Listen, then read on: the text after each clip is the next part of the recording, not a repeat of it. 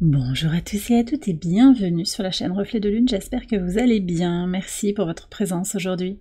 On se retrouve pour le tirage prédictif de la semaine du 16 au 22 décembre pour le signe du Cancer, Soleil, Ascendant ou Lune en Cancer. Alors, on y va pour l'énergie de votre semaine. Vous avez le Chariot, c'est votre énergie ça, qui vous parle de mouvement, vous avancez sur quelque chose, il y a du changement pour vous cette semaine. Alors, deux éléments énergétiques importants pour vous. On va avoir un soleil en Capricorne, là, à l'opposé de votre signe, qui marque le solstice d'hiver. C'est un temps d'introspection, mais également de renaissance et de renouveau. Un temps de pause, de silence, qui permet le repos et la régénération. On va voir l'oracle, là, ce qu'il a à vous dire hein, par rapport à ce moment de transition qui est important pour vous parce que le soleil opposé à votre signe va vous aider à éclairer certaines choses, je pense, pour justement continuer d'évoluer. Alors, vous avez l'estragon qui nous parle de régénération, d'accord ? Régénération par rapport à votre identité, par rapport à qui vous êtes, hein, un temps de pause pour avancer, c'est intéressant. Ouais. Pour moi, il y a une renaissance, hein, vraiment, là, qui est marquée sur la fin de cette année 2024, un bilan de l'année 2024 pour s'ouvrir avec de nouvelles intentions, de nouveaux projets pour l'année 2025. On va regarder aussi l'énergie de la Lune, qui forme un dernier quartier en Balance. On est sur des fins de cycle, là, on se prépare à aller vers la nouvelle Lune en Capricorne du 30 décembre. On est sur une nouvelle approche, une nouvelle perspective par rapport à quelque chose, par rapport à une personne, une situation. Alors, on va voir le message. Vous avez blame. Blame, c'est l'accusation, la responsabilité, la faute, en fait. Qui porte la responsabilité, qui porte la faute dans une situation? Alors, c'est intéressant. Bon, vous prenez si ça vous parle, mais j'ai la phrase suivante. J'accepte la responsabilité, j'accepte d'être responsable de mon bien-être. Très intéressant. Vous êtes aux commandes, vous êtes responsable de votre propre épanouissement. Donc là, je pense qu'il y a quelque chose aussi à remettre en perspective sur la toxicité, le rapport à l'autre, comment l'autre vous fait vous sentir d'une certaine manière, en fait. L'autre, il agit dans son espace. Il y a des personnes qui vont venir vous heurter directement, mais la plupart du temps, elles nous heurtent sans forcément même le savoir, c'est inconscient. Alors ce qui transparaît de cette carte, c'est cette idée que vous pouvez choisir face aux attitudes des uns et des autres, de reprendre votre propre responsabilité pour votre joie, votre bien-être, en fait, et sortir d'un état d'esprit de victime qui subit en fait ce qui se passe autour de soi. Alors, ça ne veut pas dire que vous vous sentez victime, mais parfois, on se dit, oui, voilà, j'ai un bourreau en face de moi, quelqu'un qui me rend la vie difficile. Qu'est-ce que vous pouvez faire, vous, en conscience? Quelle est votre part de responsabilité dans cette relation? Donc par exemple, un exemple très concret, c'est quelqu'un qui vous manque de respect. Si vous acceptez cette situation, vous devenez forcément complice en fait quelque part de cette situation. C'est pas grave.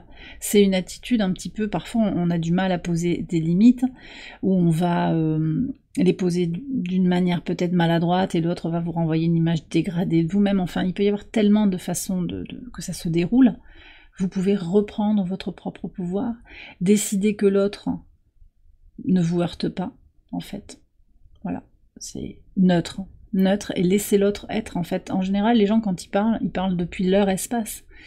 Peu importe ce qu'ils vous disent, ils parlent d'eux-mêmes. Même quand ils parlent de vous. Bon, donc il y a quelque chose à reprendre par rapport à votre propre pouvoir, hein, c'est important ça. On va regarder les messages au quotidien, alors je passe assez rapidement sur le début de semaine. Sur le lundi 16, vous avez le roi de denier et le cavalier, très très belle énergie, ça a pu bouger en fait. Hein. Oui, nouvelles idées sur le mardi, as d'épée et la clé. Les choses ont pu bouger, des solutions pour avancer sur ce début de semaine. Mercredi 18, on a un duo ici, très ancré. Un partenariat positif, le fait aussi d'avoir une approche pratique par rapport aux problèmes concrets, ça vous aide à avancer, à trouver des solutions. En pivot de semaine, sur le jeudi 19, la carte de la mort et le livre. Alors, y a une transformation effectivement qui ressort sur le pivot de semaine. Donc sur le reste de la semaine, c'est une semaine de transformation, potentiellement de régénération. On se prépare à rentrer dans une nouvelle saison, on clôture l'automne, on a libéré des choses et on s'ouvre à déjà cette nouvelle année. On est en train de la préparer. En clôturant l'année 2024, vous préparez la nouvelle année, l'année 2025. Ça passe par une meilleure connaissance de vous-même, peut-être par des lectures, des connaissances, des échanges intellectuels par rapport à des choses que vous êtes en train de transformer. Ça peut être sur le plan personnel, relationnel, par rapport à vos projets également. Sur le vendredi 20, alors 6 de denier et la maison. Alors, sur cette journée, ce que je ressens, c'est un grand équilibre hein, par rapport à vos besoins, besoins physiques, besoins émotionnels, mais aussi par rapport à votre foyer, peut-être aussi par rapport à vos origines, vos racines, tout ce qui constitue vos fondations. Un besoin de réciprocité qui va s'exprimer là. Sur cette journée, il y a vraiment ce potentiel pour s'exprimer et demander la réciprocité, déjà en l'incarnant, en se redonnant de l'énergie, d'harmonie et d'équilibre pour soi-même. Donc ça peut vouloir dire aussi, par rapport à cette carte-là de la responsabilité, que vous refusez de rentrer dans des échanges de nature toxique. Vous retirez votre énergie. Vous voyez, vous ne surenchérissez pas, par exemple. Il peut y avoir quelque chose comme ça. Vous répondez à la personne plus que vous ne réagissez.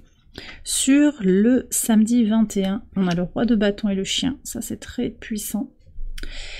Une belle amitié, quelqu'un sur qui vous pouvez compter. Il y a peut-être une rencontre, une connexion forte là, avec quelqu'un qui vous aide à avancer, peut-être qui vous donne un conseil, qui vous aide à vous... on me dit à reprendre du poil de la bête, à reprendre confiance en vous sur un certain domaine. Hein. Pour certains, il y aura ça. Et puis, je sens aussi que vous, de votre côté, vous pouvez également guider un groupe, guider des amis, les éclairer par votre vision du monde. Il y a quand même aussi un repositionnement bienveillant, mais sincère,